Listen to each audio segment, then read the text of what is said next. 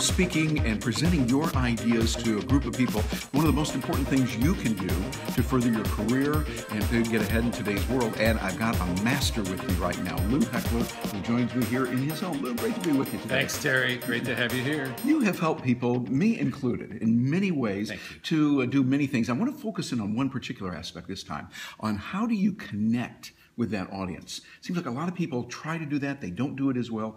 What do you recommend are some steps, some principles to know to better connect with the audience? I think the overarching principle, Terry, is to realize that in a very real way, whether you're speaking to 5 people in a small boardroom or thousands of people in a great auditorium, it's really an intimate piece of business. People want to feel like you're speaking right to them. And if you adopt that as your posture, as your way of operating, it will feel like that to them. So the 3 things I always think or try to do as I make a presentation, one is the old thing, other people have said it, I wasn't the first one to say it, speak to an audience of 1. Just speak as if you're only speaking to a single individual.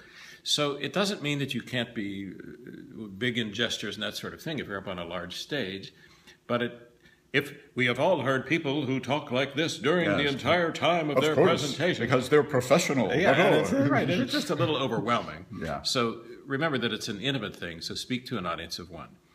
The second thing is, in concert with that, use phrases that you would use if you were just having a chat with somebody, maybe having an adult beverage before you have a nice meal at a restaurant somewhere or something. So I use a lot of phrases like, I bet I'm not the only one in this room who, or doesn't it make you sort of laugh sometimes when you see people? Because you're going right to the individual with that. Right. You're asking them that question. Right.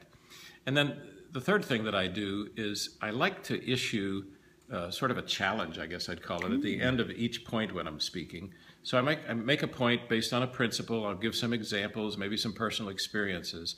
And then I turn to the audience and say, so what's your version of this? How are you going to use this next week? And I think it makes people kind of sit up for a minute and hopefully say to themselves, yeah, what am I going to do with this? Because ultimately, it's wonderful to be up front and to be entertaining and be informative and so on. But if something doesn't happen as a result, then why were they there and why were you there? Yeah, I think that's a good point. And to be able to connect with them and to keep going. Now I want to go into another area that's even more important. Things in this world, you might have noticed, Lou, don't always go as planned. I never knew that. You know, sometimes they don't work. And, you know, as a matter of fact, for those of you listening right now, I want to share something. We're just going to kind of be revealed. It's important to reveal ourselves, be vulnerable, etc. Terry's the technology guy. I brought my Mikey, my adapter here, my mic and everything, and we tested it. And it didn't work. I mean, just what can we do? We're on the road here. Now, if I could run back and grab the cable or this one or that one, it didn't work. So I want to take what we did. We're using the internal microphone. For those of you that are techies out there, we're using the internal microphone on the iPhone 6 Plus, and it's working okay. Yeah, you know, I prefer the handheld, but it's not. And so, Lou, I want to take that into presentations. And for those of you watching this, things don't always go right. Sometimes you planned it this way, you practiced, you did your rehearsal, everything. And an oh whoops happens. I think there's some more colorful military terms, but I'm not sure what they are. We'll stay with oh whoops. Yeah, I don't know if they ever used that when you were in the Army. They probably did. It's been so long. Yeah, something doesn't work right. Something doesn't work. Lou, what do you do professionally in those cases? Well, I think you said the word that really is the key to this, and that's transparency. You just you say to the audience, well, that didn't work very well, did it? I thought we were definitely going to see that PowerPoint slide a minute ago. Where is that? The PowerPoint isn't working. Not that any of us have ever had that happen to us. The PowerPoint seems to be out of power at this moment. Because the thing is, I think that in a way, to go back to what we talked about a few minutes ago, it connects you with the audience even more because they say, well, he or she is just a human being. These things happen. And honestly, and I think you can attest to this too, when something goes wrong, when the mic falls over, when your pages of notes go flying across the stage, or when the microphone doesn't work, whatever, and you handle it and you just move on and go, oh, well, I think it makes people go, I'll be doggone. Yeah, that's right. That is life. My life's like that. I just knocked over a pitcher at home yesterday, or spilled a cup of coffee in the coffee shop this morning or whatever. And I think it just allows them to feel like you are one of them, that you have all the same challenges and frustrations and stuff that they have.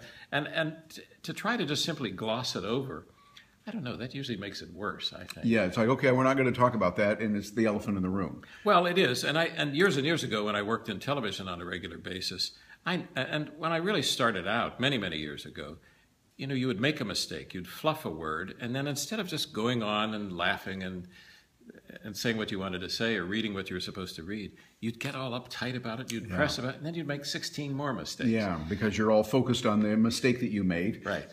I don't think anybody expects us to be Mr. or Ms. Perfect. So I think you just go with it and have a laugh with it and have a laugh with them. And actually, maybe it's something that you can use as a callback or something you can refer back to later on in the program. Exactly. And actually, sometimes we've seen when you make a mistake, it can be good. Remember years ago, long ago, not that I would ever watch this, but Johnny Carson, long ago, would make a mistake, and those were some of his best times. When he would go, blah, blah, blah, he'd make some mistake, and then he would just roll with it. The audience loved it because that showed he's a human being. And I think that was one of the things that endeared America to Johnny Carson. Yes, I think that's absolutely right. I remember reading or seeing, I guess it was, an interview with the comedian Whoopi Goldberg. And she said, she was asked about, you know, why are some things funny and some things not funny and that sort of thing. She said, the best comedy, I think, is simply that in which we see ourselves. Oh. And I think the best presentations of any kind are the ones in which people just simply see themselves. And I know there are instances where you may be, as a speaker, trying to be a little bit separate from the audience, and you are the authority that day on that subject. That's fine. But I think they also love to feel that, you know, it could be possible that you could live next door to them or live down the street from them, and that you have a life outside of simply being up on the stage. And in some ways, I think it endears us more if we are closer in appearance and style to them than if we are up on some lofty pedestal. Yeah, I think so. Well, Lou, you help many people, including me. I've worked with you, and you've helped me tweaking and looking at speeches and how we can make it better. And I know you help many people doing that. If someone's watching this and they think, okay, I've got a speech coming up, or I'm a speaker, I want to get a little bit better, want to tweak some things, you can help them. How do they get in touch with you? Well, thanks. My website is simply louheckler.com. And please spell that for us. LOUHECKLER.com. And you can write to lou@louheckler.com.